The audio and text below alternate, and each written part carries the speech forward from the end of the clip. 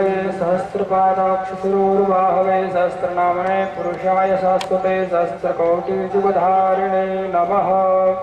ॐ भद्रं कर्णेभिः शृणुयामदेवा भद्रं पश्येमाक्षस्थिरैरङ्गैतुष्टुवागुंस्तनोभिर्वशेमहि देवहितं यदायुः शतमिन्नु शरदो अन्ते देवायतरानस्य गराज्यर्षं तनोरं उदरासो यत्र पितरो भवन्ति मानो मध्यारीरिकताजुर्गन्तो आदित्यर्योर्यदितिरन्तरिक्षमदिपिता शबुधरः विश्वे देवा अदितिः पञ्चजना अदितिर्जातम् अदितिर्जनितवं माद्युः शान्तिरन्तरिक्षगुं शान्तिः पृथिवी शान्तिरापः शान्तिरौषधयः शान्तिः वनस्पतयः शान्तिर्विश्वे देवाः शान्तिर्ब्रह्म शान्तिः सर्वगुं शान्तिः शान्तिरेव शान्तिः श्यामा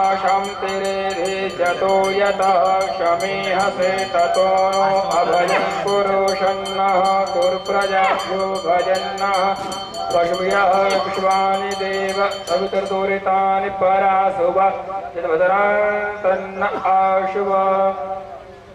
या ध्यानं समर्पयामि श्रीगुरुचरणकमलपादुकाभ्यो नमः। त्वं गन्धर्वाय खनस्त्वं इन्द्रस्त्वं बृहस्पतिः त्वामोखदेशो मो राजा विद्वान् निष्मादमुच्यत गन्धद्वारां दुरादरसां नित्यपुष्टां करेश्वरीम् ईश्वरीं सर्वभूतानां तामिहोपवैश्रीं गन्धं समर्पयामि श्रीगुरुचरणकमलपादुकाभ्यो नमः। ॐ अक्षन्नमि मदं प्रिया अधोखत स्तोकत स्वभानभो प्राणविष्ठयामति योजान्मिन्द्रते हरि अक्षतां समर्पयामि श्रीगुरुचरणकमलपादुकाभ्यो नमः। औषधेः प्रतिमोदं पुस्तमतेः प्रशोभरेः अस्वा इव सजितवरेर्विरुधः पारश्नवः पुष्पं समर्पयामि श्रीगुरुचरणकमलपादुकाभ्यो नमः।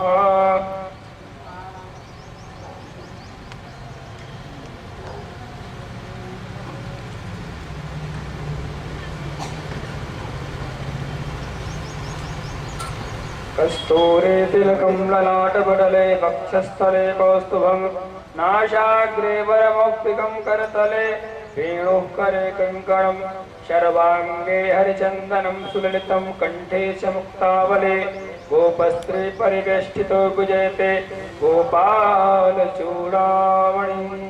यादवेन्द्राय कृष्णाय ज्ञानमुद्राय योगिने बलिने राधिकेशाय नमो वेदान्तवेदिने वन्दे कृष्णं हरिं प्रेम्णा द्विभुजं मुरलीधरं पीताम्बरधरं देव सराधं पुरुषोत्तमम्। ॐ चन्द्रमा मनसो जातचक्षुः सूर्यो अजायत स्तोत्राद्वायुस्य प्राणस्य मुखाद् इदगुं हविः प्रजननाम्भे सुरसवीरकुं सर्वगणकुं सुताय आत्मशनि प्रजासनि लोकशन्यभयसनिग्रहे प्रजां बहुलां मे करोतु पयोरेतो अस्मासु दत्ता अनार्धक्यं समर्पयामि श्रीगुरुचरणकमलपादुकाभ्यो नमः। पुष्पैर्वन्दनम् आरोग्यार्थे आत्मवन्दनं पुष्पाञ्जलिः ॐ नित्यकेन्द्रकेवलदिवास्तान्द्रवत्मानसर्वदेनाकं महिमानः सचन्दतपूर्वेशाध्याः शमन्तिदेवाः। बोले श्रीमद्भागवत महापुराण की श्रीमद्भागवत महापुराण की भगवत पूज्यपाद भगवान श्री शंकराचार्य जी महाराज की धर्म सम्राट भगवान श्री शंकराचार्य जी महाराज की श्रीमद ज्योतिष पीठाधीश्वर भगवान की श्री अखंड भूमंडलाचार्य जी की श्री बद्री विशाल भगवान की श्री आचार्य चरण की सत्य सनातन धर्म की अधर्म का प्राणियों में विश्व का गौ माता की भारत माता की श्री राम जन्मभूमि की श्री कृष्ण जन्मभूमि की काशी विश्वनाथ भगवान की हर हर महादेव।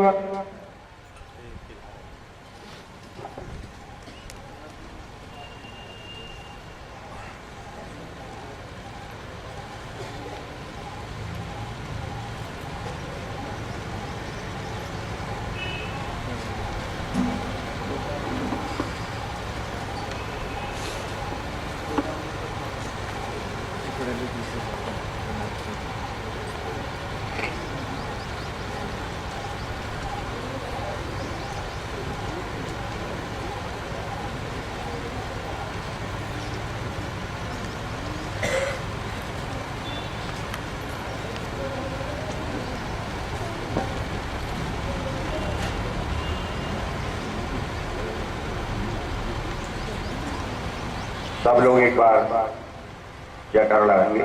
धर्म की, धर्म की, अधर्म का, अधर्म का, प्राणियों में विश्व का, विश्व का, भारत माता की, गंगा माता की, गौ माता की, गायत्री माता की, यज्ञ पुरुष भगवान की, व्यासासन पर विराजमान पूज्यपाद शंकराचार्य महाराज की,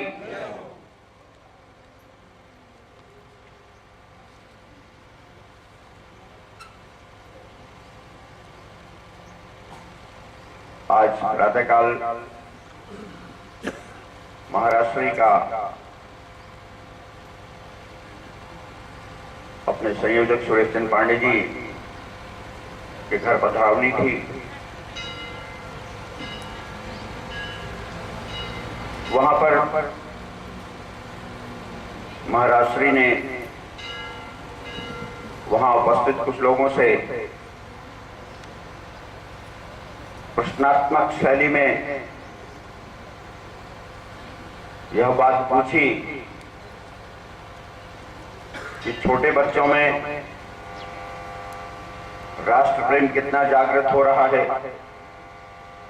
किशोर वय के बालकों में राष्ट्र प्रेम कितना जागृत हो रहा है,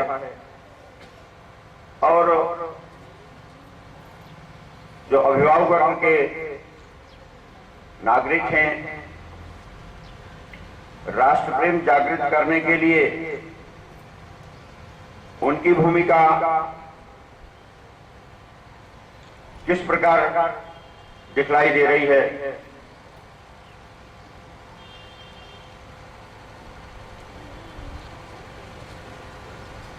क्योंकि महाराष्ट्री बद्रिकाश्रम पीठ के पीठाधीश्वर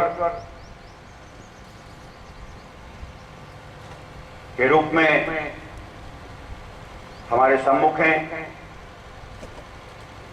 उनके मुखारबिंद से निकलने वाले प्रत्येक शब्द का अर्थ होता है। प्रश्न पूछने के पीछे भी एक गंभीर भाव होता है। भविष्य के प्रति ही नहीं, वर्तमान के प्रति भी चिंता, मनन और चिंतन वाणी से परिलक्षित होता है। वस्तुतः समाज में कल के प्रसंग में महाराष्ट्र ने हम किस प्रकार की शिक्षा अपने बच्चों को दे रहे हैं, इस पर भी एक प्रश्नवाचक चिन्ह आप सबके सामने प्रस्तुत किया था। आज हम अपने नई पीढ़ी को कितना संस्कारित बना रहे हैं, यह एक गंभीर प्रश्न वर्तमान में हम सबके सामने है। कुछ वर्ष की बात हो गई, संभवतः 6-7 साल की एक छोटी सी घटना है मेरे जीवन में। मैं अपने घर से निकल रहा था, यही कालाडूंगी रोड पे जनवावी रोड का चौराहा है। सायंकाल विद्यालय के बच्चों के अवकाश का समय 3:30 बजे का समय। सरस्वती शिशु मंदिर के जो नन्हे मुन्ने बच्चे थे वो घर को लौट रहे थे रिक्शों से, और यहाँ के एक ख्याति नाम इसलिए कहूंगा कि आप सब लोगों की ललक रहती है कि हम उस विद्यालय में अपने बच्चों को पढ़ाएं। उस स्कूल के बच्चे अपनी बस से उतर रहे थे, जिन बच्चों को चौराहे के आसपास के अपने घरों पर जाना था। उसी समय एक शव यात्रा वहां से प्रस्थान करती है। जो शिशु मंदिर के बालक थे, उन्होंने सर पर हाथ रखा, सिर झुकाया और शव को अपनी श्रद्धांजलि अर्पित की। और दूसरी ओर वो मिशनरी स्कूल के बच्चे जिनमें पढ़ाने के लिए आप हजारों रुपए डोनेशन देते हैं, हजारों रुपया फीस देते हैं, और वहां एडमिशन हो जाए इसके लिए अपने हफ्तों एड़ी घिस करके वहां जाते हैं, आते हैं। उस स्कूल से आने वाले बच्चे उस बस से उतरे और उन्होंने बड़े मजाक की धुन में, क्योंकि कोई भाव ही नहीं, कोई संस्कार वहां नहीं सिखाया जाता, हंसते हुए, बड़े आह्लादित होते हुए राम नाम सत्य उसको यूं दोहराया मजाक के रूप में। तो ये परिदृश्य मेरे सामने आया कि भारतवर्ष को आखिर हो क्या गया, हम सबको आखिर हो क्या गया। भारतवर्ष की स्वतंत्रता के बाद ऐसा स्वप्न हमारे स्वप्न दृष्टाओं ने देखा होगा कि इस देश में अपनी संस्कृति पल्लवित होगी, पुष्पित होगी, लेकिन ऐसा कहीं दिखाई नहीं देता। यह तो गनीमत है कि कुछ ऐसे आयोजन हो जाते हैं, सांस्कृतिक आयोजन, धार्मिक आयोजन, कुछ जो हमारे जागृत देवालय हैं उनका अपना थोड़ा प्रयास होता है कि हम कुछ न कुछ धर्म की सीख सीखें। तो आज समाज में एक गंभीर संकट है, वर्तमान का संकट है। जब वर्तमान में ही संकट है तो निश्चित रूप से भविष्य बड़ा भयावह। इसलिए हम सबको इस भागवत पुराण के माध्यम से जो संदेश मिलता है वह केवल हमने कुछ क्षण सुना और फिर यही पंडाल में छोड़ के हम चले गए, उसको जीवन व्यवहार में आने नहीं दिया,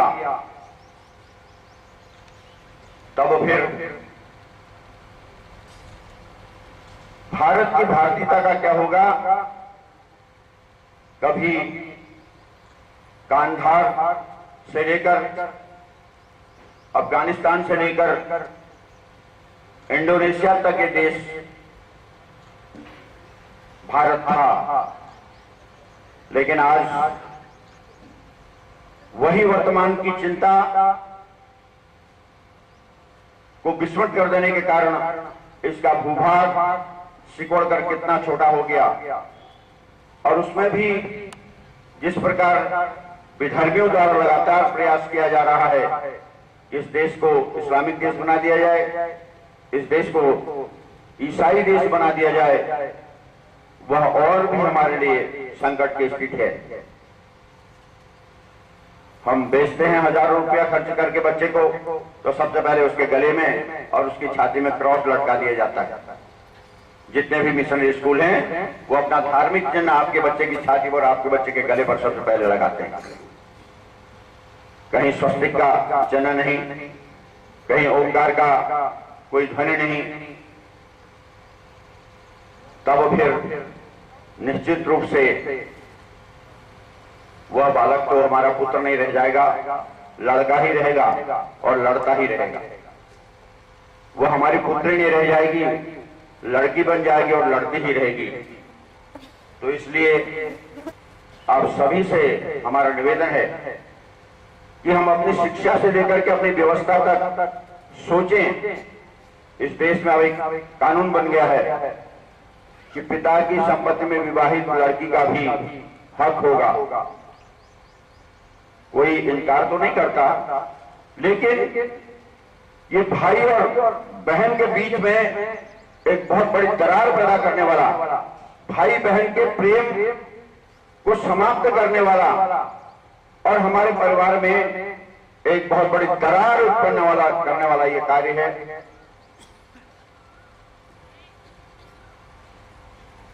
विवाह के पश्चात भी कन्या का प्रेम माता पिता के प्रति कम नहीं होता था, भाई के प्रति कम नहीं होता था, और भाई भी इस बात की चिंता करता था। हम पर्वतीय क्षेत्र के रहने वाले लोग हैं, हम सब जानते हैं कि जब चैत्र मास आता है तो पर्वतीय क्षेत्र का हर भाई या प्रयास करता है कि वो अपनी बहन को भटोली के रूप में कुछ न कुछ दे। संभवतः अन्य क्षेत्रों में सावन के महीने में भाई इस कार्य को करता है। रक्षाबंधन का समय आता था तब भाई बहनों का प्रेम प्रस्फुट होता था। भैया दूज, जिसको हमारे वहां बगवाली कहा करते हैं, उस समय फिर भाई बहन का प्रेम सामने आता था। लेकिन जब सरकार इस प्रकार के नियम बनाएगी तो भाई बहनों के बीच में मुकदमेबाजी पैदा होगी और निश्चित रूप से उनमें प्रेम भाव अपनत्व घटने वाला है। हम उस व्यवस्था के प्रति अपना आक्रोश खड़ा करने के लिए स्वयं खड़े नहीं होते। यह भी एक बहुत बड़ा संकट की स्थिति हम सबके लिए है। तो संकेत तो हमारी धर्म ध्वजा हर बात के लिए करती है, लेकिन हम उसको कितना अपनाते हैं। महाराज श्री ने आज बड़ा दुख के साथ ये बात भी कही कि लोग हमारी बात तो नहीं मानते। यह कितनी बड़ी अफसोस की बात है कि जब हम जगत गुरु शंकराचार्य की बात को नहीं मानेंगे तब फिर हमारे लिए, हिंदू समाज के लिए, सनातन वैदिक धर्म के लिए संकट की स्थिति उत्पन्न होनी ही है। विशेषकर यह कुमाऊं का प्रवेश द्वार है। यहाँ अतीत से ही संतों, ज्ञानियों के नाम, तपस्वियों के नाम हमारे मन मस्तिष्क में क्रौंटते रहते हैं यदि हम विचारवान लोग हैं। महाराज हड़ा खान रहे हों, महाराज महादेव गिर रहे हों, नीम गौरली महाराज रहे हों, यति जी महाराज रहे हों, अनेकानेक संत हमको अतीत से ही प्रेरित करते रहे हैं और उनकी प्रेरणा हमारे जीवन में लगातार बनी रहे। हम अपने वेदों की ऋचाओं से, अपने पुराण के ज्ञान से, अपने गीता के उद्घोष से, अपने रामायण की ऊर्जा से ऊर्जा प्राप्त करते रहें और इस देश की संस्कृति को सींचते रहें। यह भाव हमारे बच्चों में ही प्रस्फुट होना चाहिए और उसके प्रस्फुटन के लिए माता पिताओं को अपना दायित्व निर्वाहित करना चाहिए। माता पिता मम्मी और डैडी आजकल कहलवाते हैं, अच्छी बात नहीं है। माता पिता जन्म दिवस पर केक कटवाते हैं, वह केक उसमें हमारी दृष्टिकोण से अखाद्य वस्तु सम्मिलित रहती है, बिना अंडे के नहीं बनता। जब आप अपने बच्चे के जन्म दिवस पर आप हिंस्र वस्तु घर में ला रहे हैं और फिर उसमें मोमबत्ती जला करके उसको बुझवा रहे हैं, प्रकाश का नाश कर रहे हैं, अंधकार की ओर लोग बच्चे को ले जा रहे हैं। हमारे वहां तो जन्मदिन प्रभात में मनाने की परंपरा थी, अब आप उसको रात्रि में मना रहे हैं। विदेशों को देख करके, वो संस्कृति को अपना करके। तो ये तमाम छोटी छोटी बातें हमारे जीवन में आज बहुत बुरी तरह प्रवेश कर गई हैं और परिणाम स्वरूप हम अपनी प्रणाली से दूर होते चले जा रहे हैं। इस सब में परिवर्तन की आवश्यकता है। अपने जीवन मूल्यों को अपनाने की आवश्यकता है। मैं इन्हीं शब्दों के साथ आप सबकी ओर से महाराज श्री का बहुत बहुत आभार व्यक्त करता हूं, कृतज्ञता ज्ञापित करता हूं कि आप श्री ने हमारे अनुरोध को सहर्ष स्वीकार किया और अपने अमूल्य समय में से हमारे लिए समय निकाल करके इस कथा को करना, इस हरित प्रभाव को प्रवाहित करना स्वीकार किया। पिछले 8 दिनों से हम इस ज्ञानात्मक भागवत कथा का श्रवण कर रहे हैं। आज 9वां दिन है और आज कथा विश्राम भी लेगी। कल से हमारे लिए, क्योंकि ये गंगा कुछ अवरुद्ध हो जाएगी कुछ दिनों के लिए, फिर कोई आयोजन होगा तो उसके माध्यम से हम अपने ज्ञान की वृद्धि करेंगे।